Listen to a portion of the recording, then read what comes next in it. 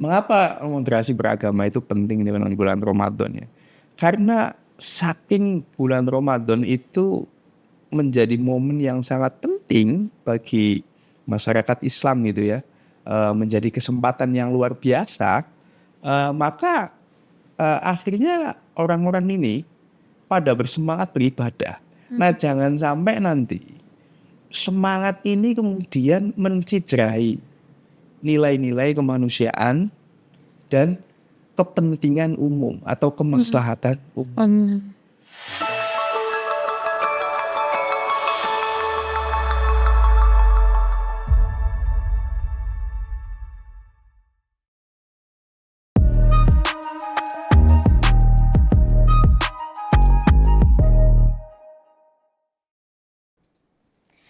Assalamualaikum warahmatullahi wabarakatuh.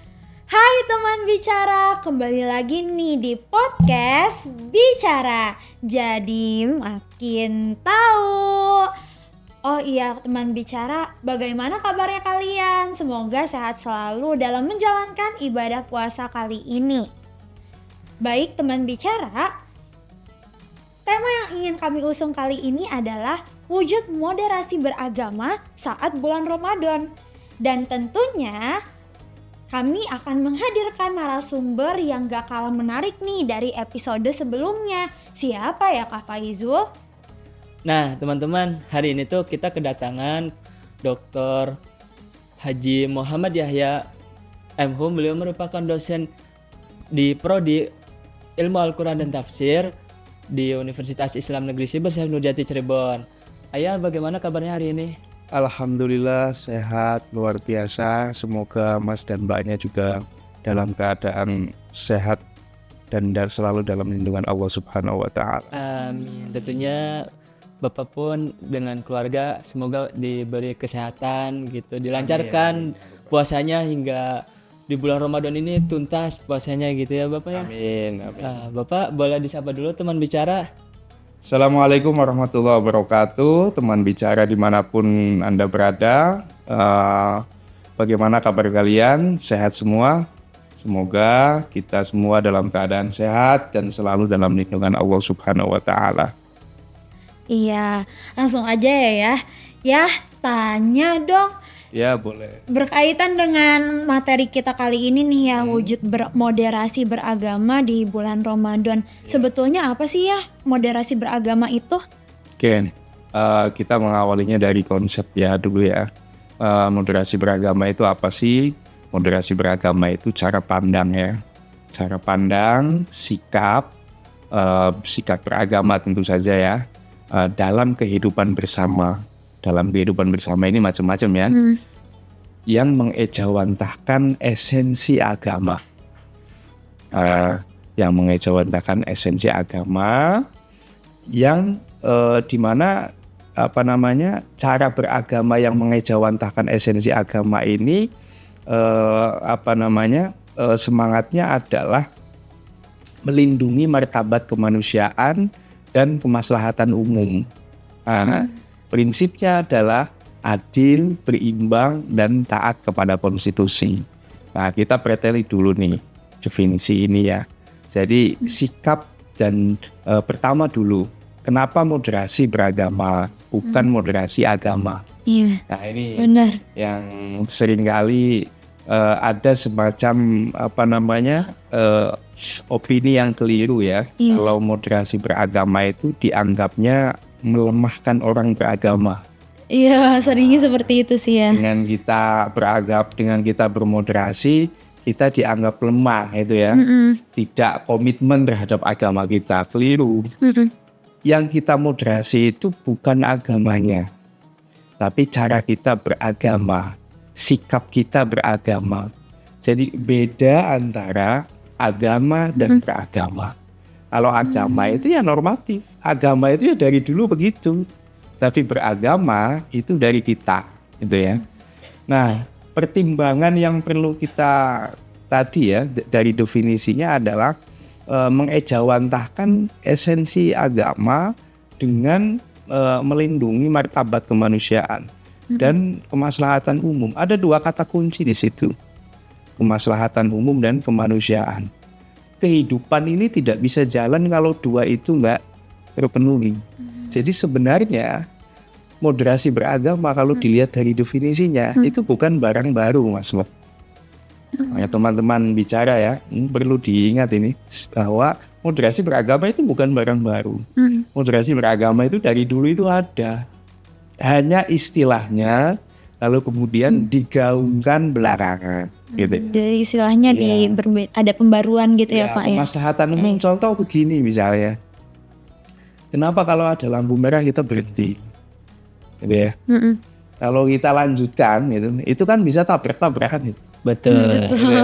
Jadi itu bagian dari moderasi, sebenarnya moderasi berkendara gitu ya. Gitu loh. Nah, bayangkan itu kita praktekkan dalam konteks beragama. Misalnya tetangganya itu lagi sakit misalnya. Lalu kemudian kita coba ngaji tadarus kita itu tidak menggunakan mic luar misalnya.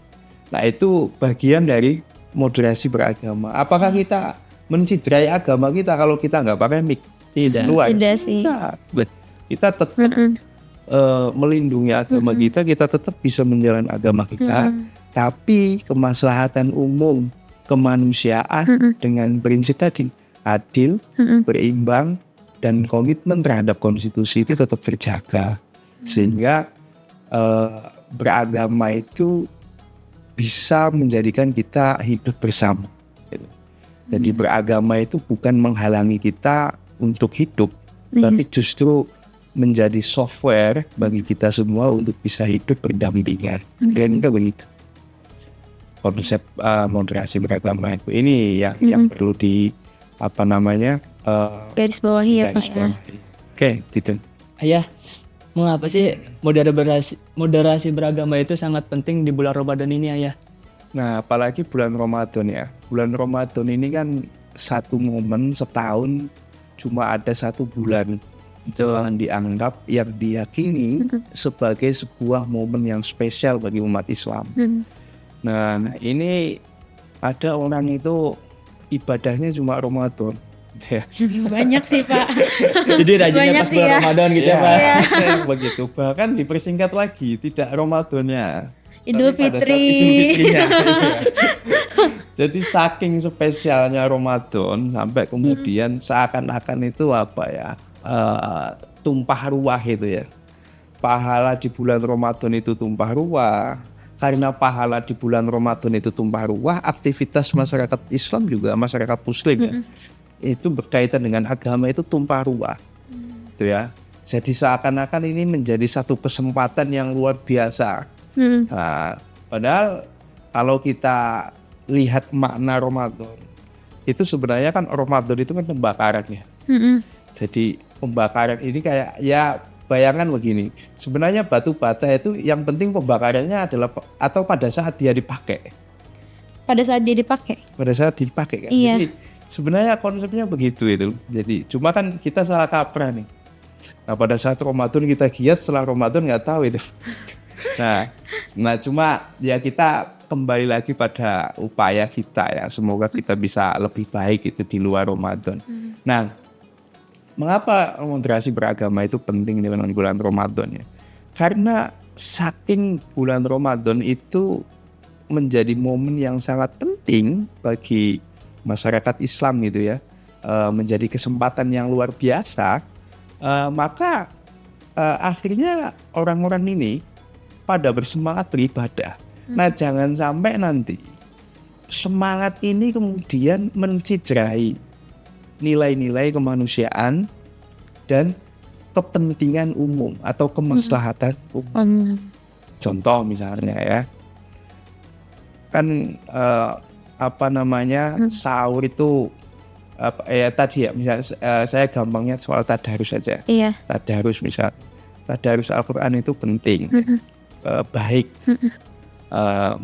entah itu bagi jadi kadang-kadang tadarus Al-Quran seperti saya misalnya, saya tadarus sendiri tapi juga saya kadang kangen dengerin tadarus dari masjid ya. Iya benar. Saya secara pribadi itu punya kesukaan begitu kalau dengerin dari rumah itu ada suara ngaji dari masjid gitu ya.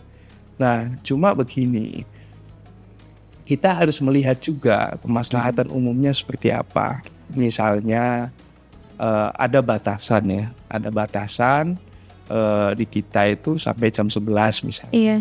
Nah itu kalaupun misalnya aturan itu dibuat sama RT RW setempat, itu tetap harus dipatuhi. Iya. Itu bagian dari komitmen kebangsaan tadi.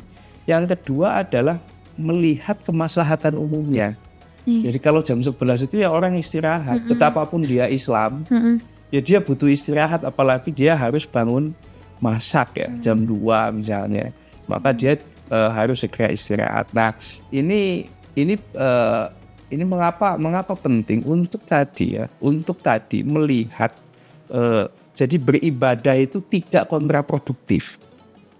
Beribadah itu betul-betul memberikan kesejukan untuk masyarakat sekitar gitu ya. Jangan sampai kita beribadah itu tapi merugikan orang lain. Iya, kayak yang tadi kita omongin di backstage ya Pak ya, bahwasanya Islam ini adalah agama rahmatan lil alamin. Betul. Yang namanya agama rahmatan lil alamin ini berarti agama yang mampu membawa kesejukan ya Pak ya buat orang sekitar kita, kemaslahatan umum. Nah, menurut Ayah nih, penting gak sih buat kita untuk bersikap toleransi kepada umat yang berbeda agama? Ya sangat penting sekali. Ya itu bukan soal umat beragama yang lain ya. Iya betul. Tapi juga sesama Islam misalnya. Iya. Nah ini contoh yang paling sering ini kaitannya dengan Ramadan ya. Iya benar. Nah, kita itu kalau puasa itu cenderung pengen dihormati ya. Iya gak sih Benar. Jadi gini, saya itu gini, anak saya itu masih kecil Pak. Ibunya itu kan ya setiap hari ngasih makan ya, nyuapin apa dan lain sebagainya. Jadi kita bayangin ibu-ibu itu perempuan-perempuan hebat ya, yang mereka itu nggak pernah mikir soal berhadapan dengan makanan. Ya puasa aja itu. Soal makan anaknya ya makan itu. Tapi di lain tempat ada kawan-kawan kita itu yang gusar itu ya. Kalau ada warteg buka.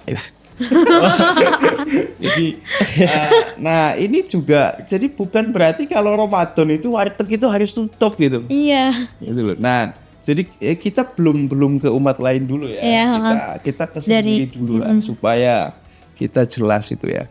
Nah, jadi bayangin gara-gara Ramadan warteg harus tutup. Alasannya sederhana, menghormati orang yang sedang berpuasa. Itu aneh loh. Saya pengen agak panjang nggak apa-apa ya ini? Nggak apa-apa Pak. Boleh banget. Ada satu ajaran di dalam Ihya Ulumuddin karyanya Al-Ghazali. Dan ini sudah biasa banyak orang-orang mendengar ini ya, karena biasa disampaikan di dalam khutbah-khutbah, pengajian-pengajian di bulan Ramadan. Jadi ada 3 level gitu ya orang berpuasa itu. Ada puasanya orang umum, ada orang puasanya orang khusus, dan orang khususnya khusus itu ya. Nah, khawasul khawas itu orang spesial lah. Nah, orang umum itu kalau puasa ya masih mikir sikat gigi di siang hari itu batal enggak. Itu orang puasa umum itu. Ya itu kalau kita lihat ya anak-anak SD lah ya, masih belajaran begitu. Atau misalnya di kita juga sama.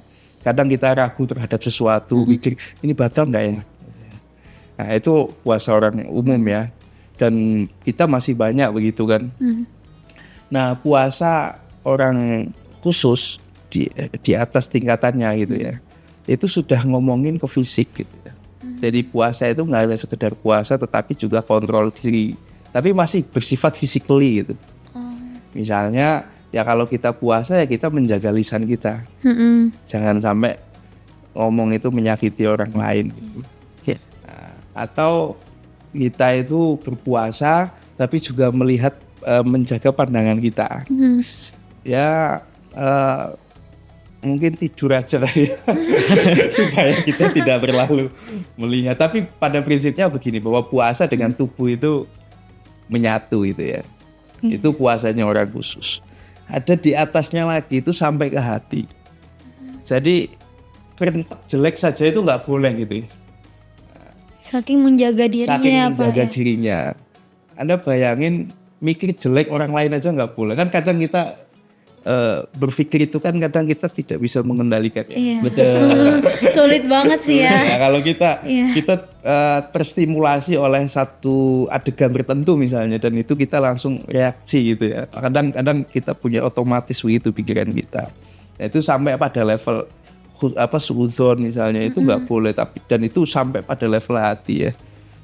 Itu tingkatan orang berpuasa. Nah, dalam konteks kehidupan, dalam konteks moderasi beragama dalam Ramadan ya, kita melihat tadi bahwa orang puasa, Al-Ghazali saja menyatakan tadi ya, orang berpuasa itu kalau pengen naik level ya harus menyatu antara fisik dan puasanya gitu ya.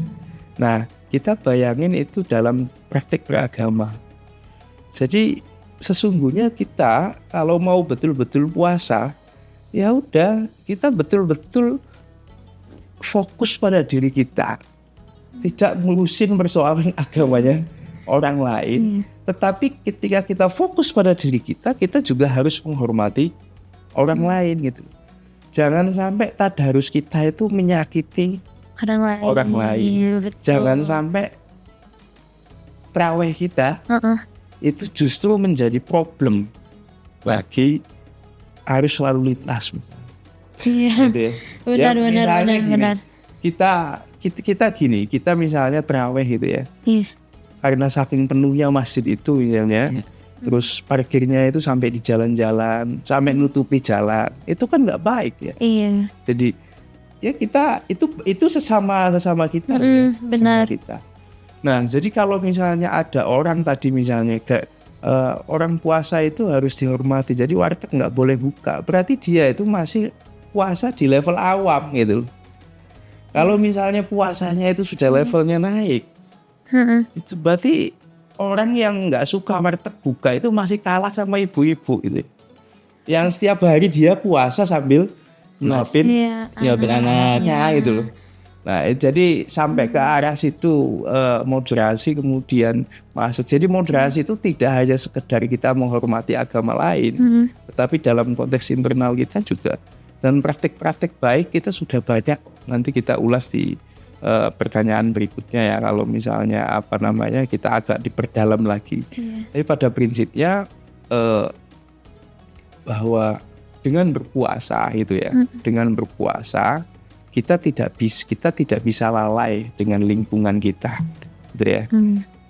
Dengan kita peduli dengan lingkungan kita, berarti kita benar-benar berpuasa. Kira-kira begitu. Wah, menarik ya teman bicara. Ternyata puasa itu bukanlah hanya sekedar kita menjaga pandangan kita, menjaga hawa nafsu kita, tapi melainkan menjaga hati ya Ayah ya. Betul. Melainkan menjaga hati juga, menjaga perasaan kita agar tidak gampang seuzon terhadap orang lain, teman-teman. Oke. Ayah, terakhir nih Ayah, pesan untuk teman bicara untuk mendorong moderasi beragama ini di bulan Ramadan Ayah. Gimana caranya supaya teman bicara ini tetap semangat di bulan Ramadan? Oke. Bulan Ramadan ini bagi satu momen yang sangat penting ya teman-teman ya. Kita tahu bahwa bulan ini penuh dengan keberkahan dan itu sudah dijanjikan sama Allah Subhanahu wa taala. Dan ini kesempatan kita itu ya untuk memanfaatkan momen ini dengan baik. Tapi tentu saja pemanfaatan itu belum tidak harus kemudian berlebih-lebihan gitu ya. Iya. Kita memanfaatkan sesuai dengan porsi kita. Kita memanfaatkan momen ini sesuai dengan kapasitas kita, gitu ya. Tidak kemudian gara-gara Ramadan ya orang nggak ngerti agama tiba-tiba jadi ustadz misalnya. Itu kan namanya berlebihan juga itu. Tapi saya pengen dalam konteks puasa hari ini, kebetulan saat ini ya dunia ekonomi ya kehidupan masyarakat kita ini penuh dengan tantangan gitu ya. Jadi momen di bulan Ramadan ini saya kira penting untuk saling mengingatkan bahwa kita harus berupaya untuk bisa saling berbagi satu sama lain, gitu ya, berbagi satu sama lain, melihat konteks hari ini gitu ya. Nah, Ramadan tahun depan belum tentu itu yang penting, tapi kita tahu bahwa sampai hari ini kondisi ekonomi di negara kita itu ya penuh dengan tantangan, maka solusi yang paling sederhana tadi dengan momen Ramadan ini kita dorong untuk bisa saling berbagi, dan berbagi dalam konteks moderasi beragama itu tidak perlu melihat agama. Saya ingat kata-kata Gus Dur ya. Kiai Haji Abdurrahman Wahid atau Gus Dur itu pernah menyampaikan, kalau kamu berbuat baik itu kamu nggak akan ditanya agama itu apa. Ya berbuat baik aja. Nah, jadi berbagi misalnya, saya sore ini itu ada ada kegiatan buka bersama di gereja Bunda Maria. Nah itu jadi bahkan mereka menyediakan takjil untuk kita, gitu ya. Jadi kalaupun kita misalnya ada ini juga satu cerita menarik ini di Magelang apa Semarang ya, saya lupa. Tapi ini ceritanya soheh ini dari Mbak Alisa Wahid. Jadi di Magelang atau Semarang itu ya, itu ada masjid berdampingan dengan gereja. Oh, bahkan di Jakarta pun sebetulnya ada ya Pak? Ya, tapi ada cerita menariknya dari soal ini. Bukan soal berdampingannya, tapi soal ada kejadian. Jadi gereja itu sangat menghormati masjid ya, begitupun sebaliknya. Nah, suatu saat ceritanya gereja itu ada kegiatan. Ada kegiatan. Nah, karena masjid menghormati gereja, maka mic-nya itu dimatikan. Oh, itu ya. Iya. Nah, gereja ada kegiatan, konsumsinya kan banyak. Pengen nyiapin takjil untuk masjid. Gitu loh. Nah, si gereja ini nungguin azannya kok nggak azan ya. Jadi sampai akhirnya didatengin, ternyata sudah lewat maghribnya. Gitu ya. Nah, kok nggak bilang biasanya kan ada azannya. Loh, karena kami menghormati gereja katanya, maka azannya itu nggak pakai mic. Sementara gerejanya itu mau ngasih takjil, itu nunggu azan dari masjid. Gitu. Jadi saya kira begini, moderasi itu bukan hanya menjadi semangat ya dalam konteks kehidupan beragama kita, tapi juga menjadi semacam dekorasi ya. Jadi moderasi itu ketika dia menjadi software dalam kehidupan kita, dekorasi kehidupan itu akan cantik gitu, akan indah. Saya kira itu dengan berbagi yang tanpa batas, artinya kita menjunjung pada nilai kehidupan yang paling dasar, yaitu kemanusiaan tadi. Saya kira itu. Terima kasih ya Ayah sudah menjelaskan kepada kita mengenai wujud moderasi beragama. Teman bicara, ingat ya. Jadi wujud dari moderasi beragama itu bukan hanya sebatas toleransi saja, melainkan wujud dari moderasi beragama ini adalah suatu bentuk agar kita dapat berbagi atau membagikan kebaikan tanpa pandang bulu terhadap siapapun. Terima kasih teman bicara yang sudah standby sejauh ini menonton podcast kali ini. Sampai jumpa di episode selanjutnya. Wassalamualaikum warahmatullahi wabarakatuh. Waalaikumsalam warahmatullahi wabarakatuh.